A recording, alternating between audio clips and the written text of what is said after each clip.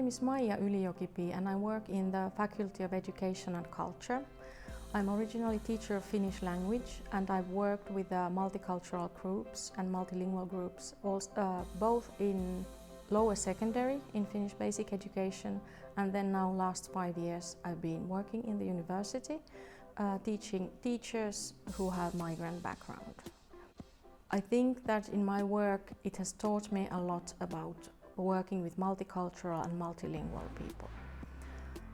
And I think that there are few key points to keep in mind whenever you are teaching heterogeneous group in some sense.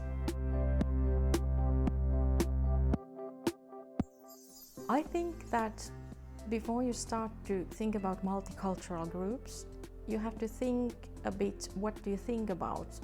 What does it mean that somebody or a group is a multicultural? Does it mean that there are people who speak different languages? Does it mean that there are people with different country of origin, different ethnic background, different religious background, different gender, different sex, different age, maybe different background education, maybe different socio-economical group? These are all some factors that can make, or we can see, that makes us multicultural or heterogeneous in some way. It's quite crucial to remember that each and every person is more than just one factor that we can see about him or her. Each and every person is more than their national background, their linguistic background, their ethnic background, their religious background, their sex, their gender, their socio-economical background.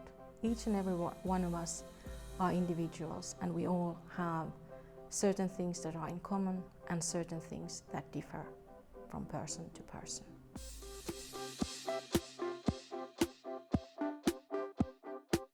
Whenever you are teaching a multicultural group, one key point is the language. And it doesn't matter whether you are teaching in Finnish or in English, you must keep in mind that the language skills of the students can vary quite a lot. And some of them are really fluent with the language you are speaking, and some of them are maybe struggling, they are still learning the language. And it also means that English is not native tongue of all the students, even though we are sometimes using it as a common international language. So whenever you are using the language, you feel really comfortable by yourself. Try to make it comfortable for the rest of the people too. Don't be too fast, don't use vernacular speaks or dialects, and try to make your key points understandable in several ways. Use examples, use graphics, use pictures, use whatever you need to use in order to make your students to really understand what you are talking about. Another interesting and important thing about language is that academic language is not a native language to anybody. There are quite few people who learn academic language in their home environment. So it means that even if a person is fluent in everyday conversational language, in the language you are using, the academic register needs time to be learned too. And we have to have some sort of support for the students, especially those who use the natural language, meaning English or Finnish or whatever, as a second language, who are language learners. We need to support their academic language even more than for those who speak the natural language as a first language. There is also one quite important thing to remember, and that is difference between denotations and connotations of words in different languages and different cultures.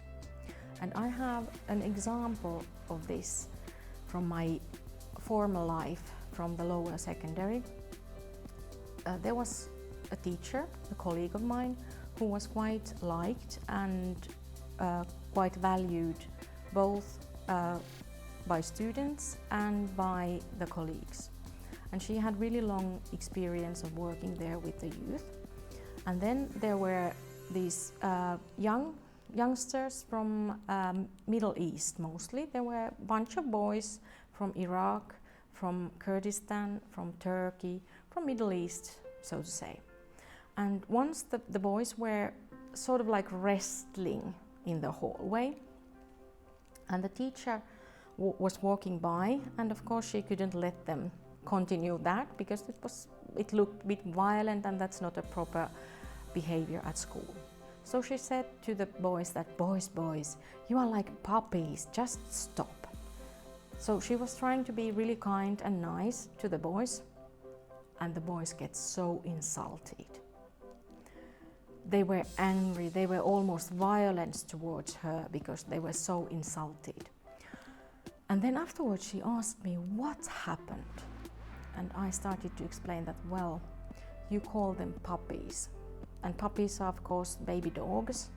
And in Finnish culture, puppies or baby dogs or dogs whatsoever is quite a positive thing. We have a positive connotation of the word dog. But in Middle Eastern culture, to call somebody a dog is a true insult. So it's not only the denotation of the word.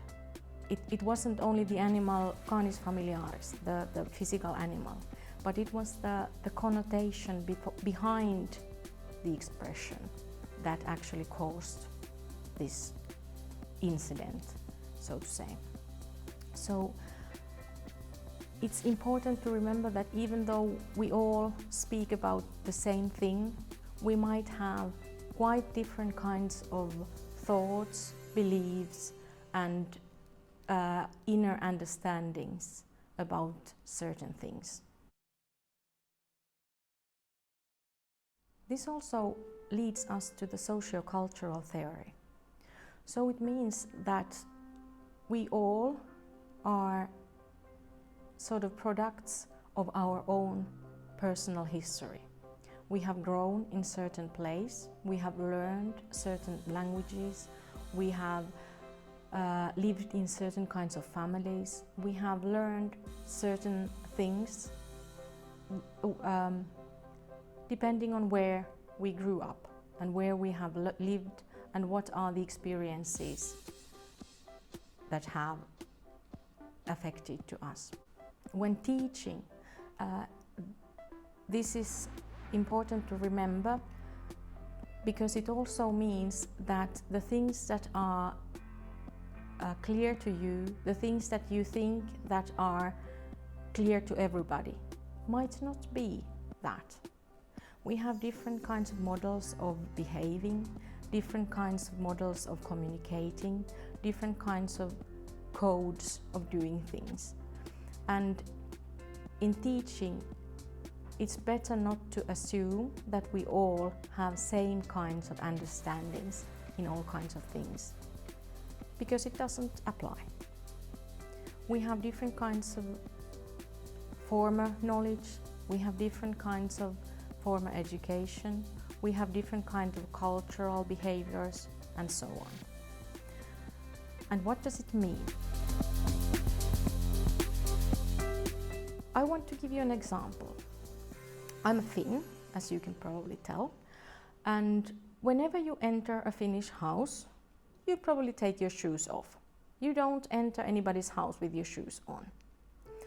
And then I'm throwing a party and tell you then to come in with your shoes on and walk to my bedroom, walk to my kitchen, walk to my living room carpet, white carpet, with your shoes on.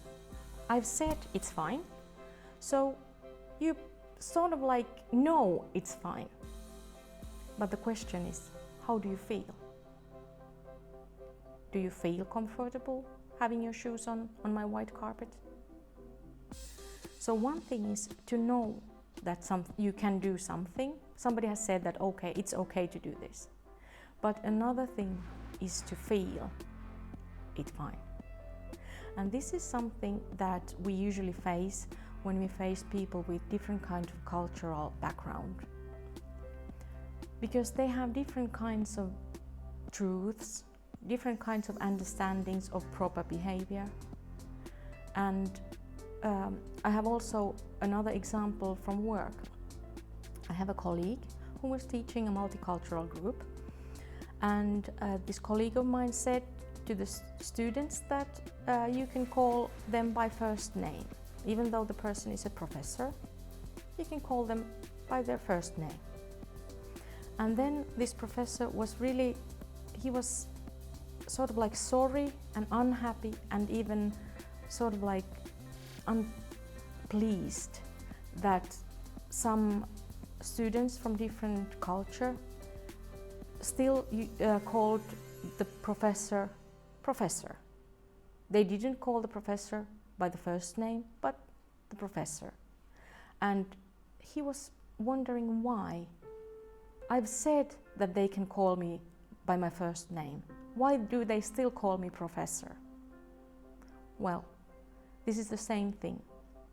Even though they know that in this context it's fine to call somebody by the first name, their inner truth prohibits them to do that. Because where they grew up, it's not okay to call professors by their first names. So they didn't want to insult anybody, but they just couldn't change the behavior at once. So one thing is to learn, and one thing is to de-learn and relearn some things that are new when you enter a new environment. And I think that us as teachers, as educators, we should be more explicit in certain things and maybe explain the reasons behind them, and also give the other person, the other people, time to adjust, time to start to understand and behave more like we used to, if needed. And if not needed, then we can be explicit. We can tell that in Finland we do this way, and in the university we do this way, and that's quite common practice. But if the thing doesn't really matter, then we can also have people to have their own ways, their own habits, their own practices, can't we?